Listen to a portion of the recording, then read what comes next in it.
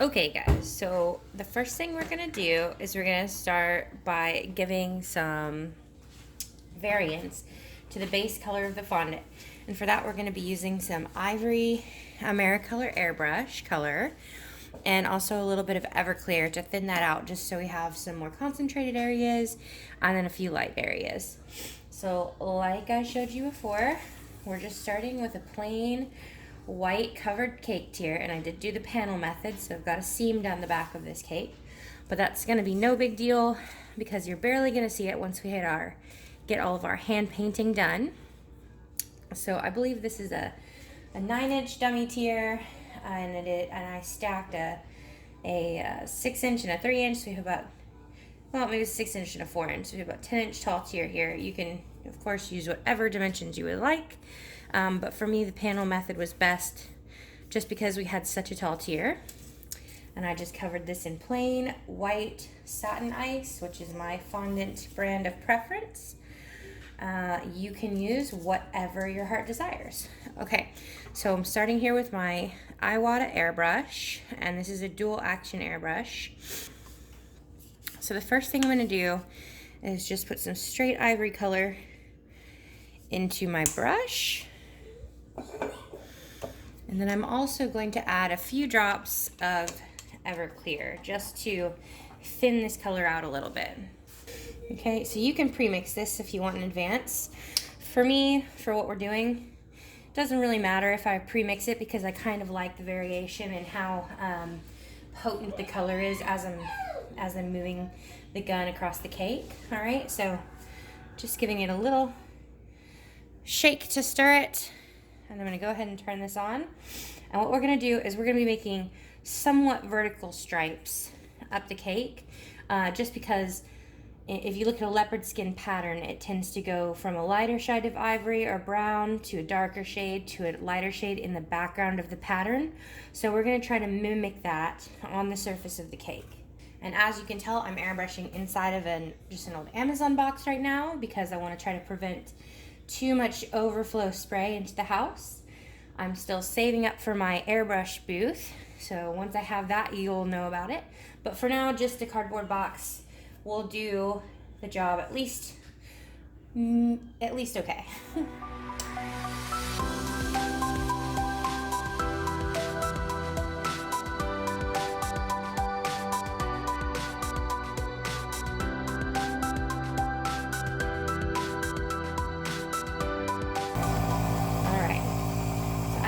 Test the airbrush just a little bit here on the side of the box. Okay, so it really just takes a small amount of pressure on the brush to get some color coming. And I'm just going to create a nice sort of gradient effect where it goes from light to dark and back to light again.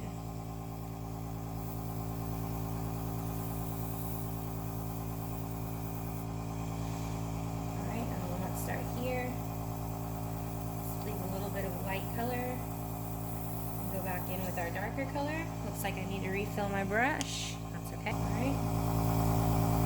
So I'm going to get a little bit of darker color there. Now I'm just pulling backwards slightly, just to smooth that color out.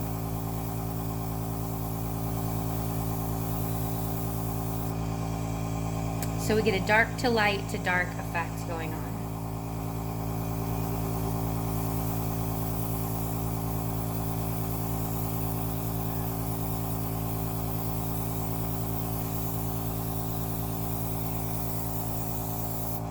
So you can also control, especially if you're using a single action, you can also control the concentration of the color and the spread of the color by positioning your gun closer and farther away from the cake. So that's a third degree of control you have when using your airbrush to place color on your cake.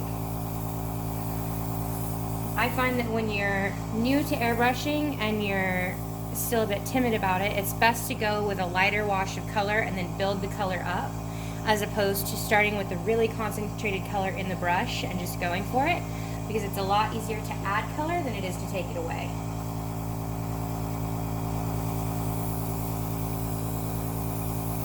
You can always go back in and darken this area just by doing multiple coats. All right. And if you get a little bit of variation where it's not a perfect line, a perfect gradient, don't worry, because we're going to be painting our leopard print over this.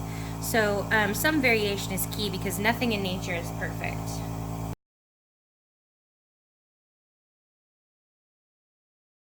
Now I know I've laid in 3 good striped areas, and I want to kind of keep in mind the circumference of my cake and how many stripes I'm going to have. So I'm just looking at the top, and I know that I'm going to want to lay another stripe right around here, another stripe right around here, because that will give me 5 equidistant all the way around. So I'm going to keep that spot in mind.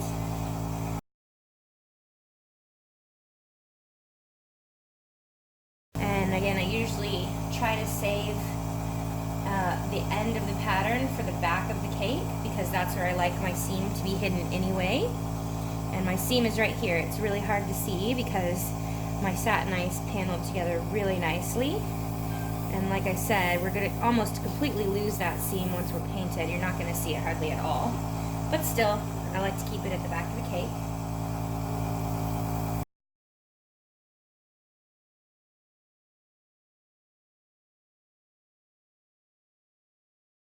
And for the top of the cake, we had a little bit of overspray that just kind of gave us a nice pale ivory overall color with a little bit of lighter areas near the edge. That's fine. I like that. I'm just going to stick with that. But if you really wanted to keep this completely white, what you could do is in advance, you could cover this with a piece of wax paper just to protect any overspray from laying on the top of your cake. But for right now, I kind of like how it looks. Okay, see if you can see that there.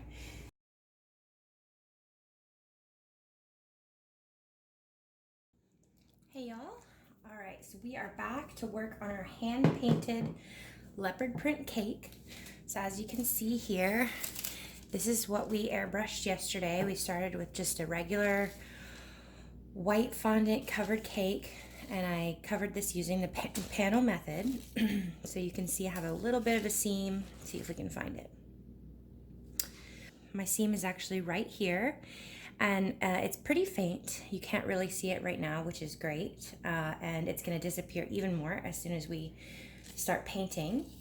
After reviewing the footage last night, I noticed that on camera this looked a little bit yellow in color. However, in person, it is definitely more ivory, so just be aware that the yellow that you might see coming across on the screen isn't quite as yellow as it is in person, and hopefully that will be reflected later in the photographs, which I will drop in the video for you to see the actual color, okay? All right, so this is what we're starting with, that airbrushed kind of gradient base, and to complete the technique, we're going to be using some poppy paint. So what I have here is her black color, and then I also have her brown, which we are going to lighten with some white. And then we're also going to add just a little bit of metallic shimmer with the metallic bronze. Before you use your poppy paints, you definitely want to give them, you know, a good shaking. Especially with the metallics, it can even be helpful to store them on their side because some of the pigment does settle a little bit around the bottom. It's pretty easy to shake it all up and get it redistributed into the glaze, but with the metallics especially, you're going to want to give them a good shake. The others I shook for probably about, 60 seconds to a minute and a half, and they are all ready to go. Okay, so aside from that, all you're going to need is some paint brushes, a paint palette, and also some Everclear just to thin out your paint a little bit. If you live in an area where you cannot get Everclear, you can use the thinner that Poppy Paints has available. So that is an option for you. I don't usually work with vodka. I almost always work with Everclear because the alcohol concentration is higher and the paint dries faster. And with this paint, it already dries pretty fast, but I've just found Everclear to be the best for my purposes, okay? All right, so I'm gonna start with some brown, and the paint should pour pretty thick right out of the palette. okay? If it's not, if you're getting kind of a thin paint, usually that means you just didn't shake your paint up enough, and what I would do at that point is just give a squeeze to the bottom of the bottle to help loosen up the pigment. And then I'm also gonna add just a little bit of white. A couple drops there. And then let's give this a mix. And we have kind of a nice mocha brown color, which I think is gonna be good for our leopard print. Okay. If you feel like you need to darken it back up some, you can, but we're gonna be going over this brown with a bit of bronze, so that's gonna change the color a little bit too. All right. So then what I'm going to do is just add a couple drops of Everclear to this, just to dilute my paint a little bit. And it's going to pick up some of the yellow undertones of the ivory as well. So it is going to change the color a little bit once we put this on the cake. But overall, poppy paint gives you a really nice coverage. So you shouldn't have to adjust your color too much. Okay, so if you look at leopard print, generally it has a brown spot surrounded by kind of a wiggly black spot. And that's continuous throughout the entire pattern. So first we're just gonna lay down our first layer, and the scale is up to you. I'm doing a rockabilly cake, so I want to kind of create the illusion that this is a leopard print fabric for something you would see on like pants or a skirt. So I'm gonna go a little bit smaller with my leopard print, but your choice of scale is entirely up to you. So I'm just starting with some random blobby brown shapes. Some can be smaller, some can be larger. There's really no wrong way to do this. And they don't have to be perfectly equidistant in their spacing either, because some variation helps a lot when you're creating leopard print.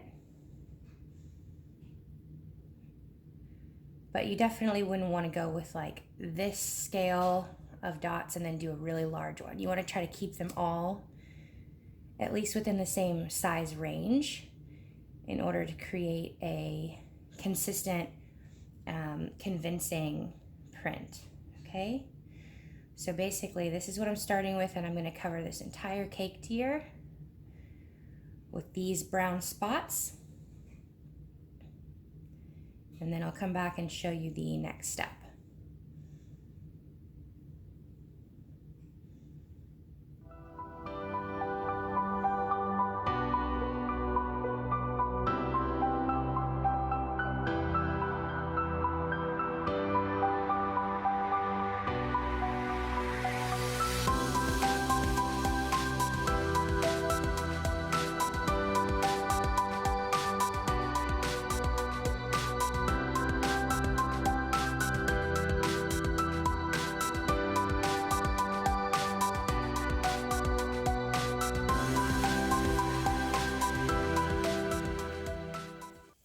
Okay, so don't forget to continue your pattern to the top of your cake as well.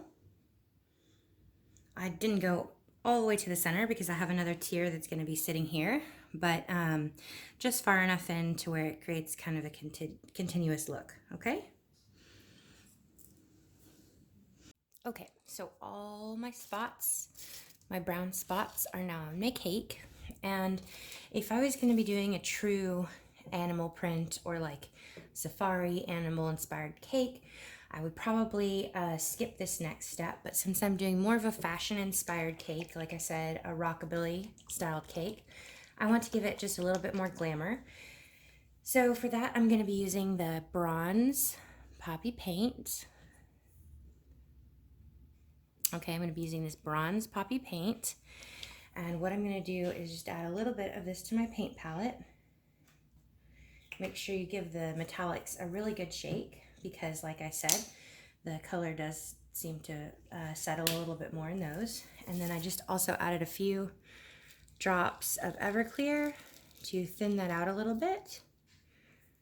And I'm going to add to all of these brown spots a nice bronze metallic glaze. That way, when the cake turns, when you look at the cake from different angles, you get just a little bit of a shimmer effect, which I think will be really pretty, okay?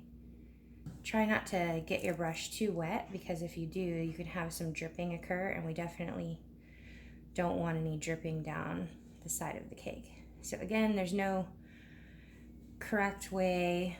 You don't have to match the boundaries of these spots exactly. We just want to give each spot a general coverage or coat of that metallic shimmer, okay?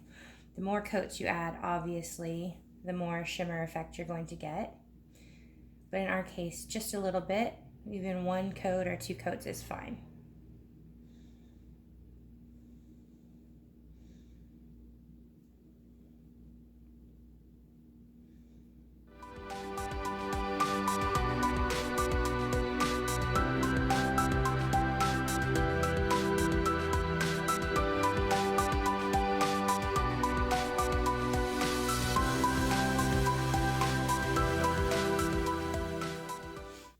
So I really love how this bronze is adding some depth and dimension to our brown spots. So I'm just going to go ahead and add a second coat all the way around.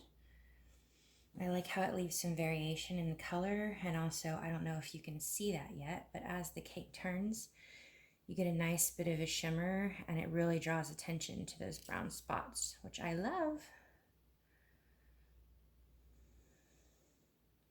See how we get a little bit of dimension in that darkening around where the brown paint was placed just by adding the shimmer. So like I said, don't feel like it has to be perfectly contained within the original brown spot where we painted. A little bit of overlap is good. See, even right there how I went over the edge, because it adds just that much more variation and dimension.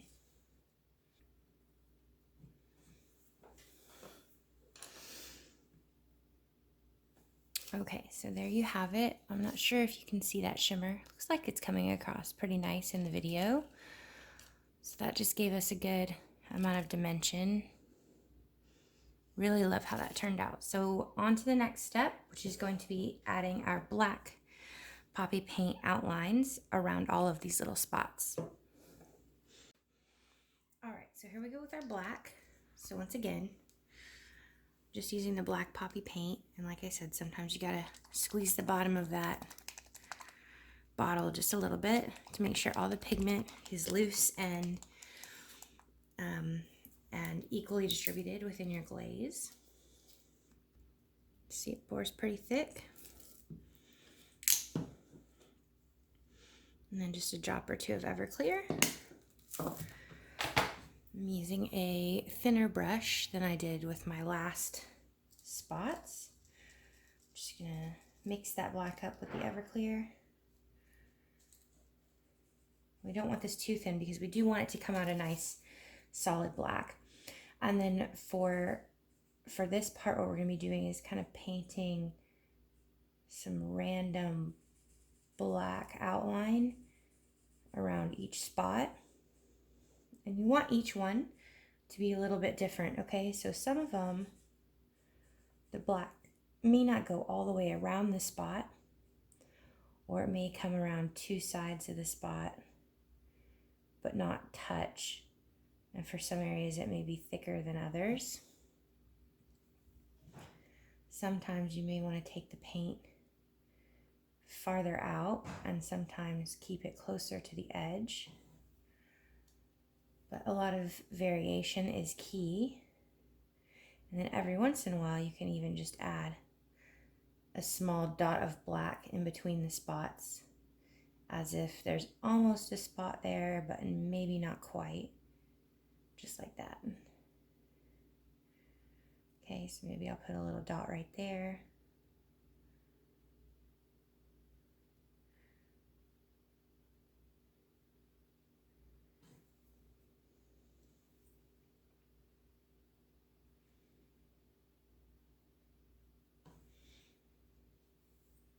So as you can see, this is a really organic technique. There's not one right or wrong way to outline the spots. You just want to make sure there's a lot of variety, because that will give you a more realistic final look. Okay.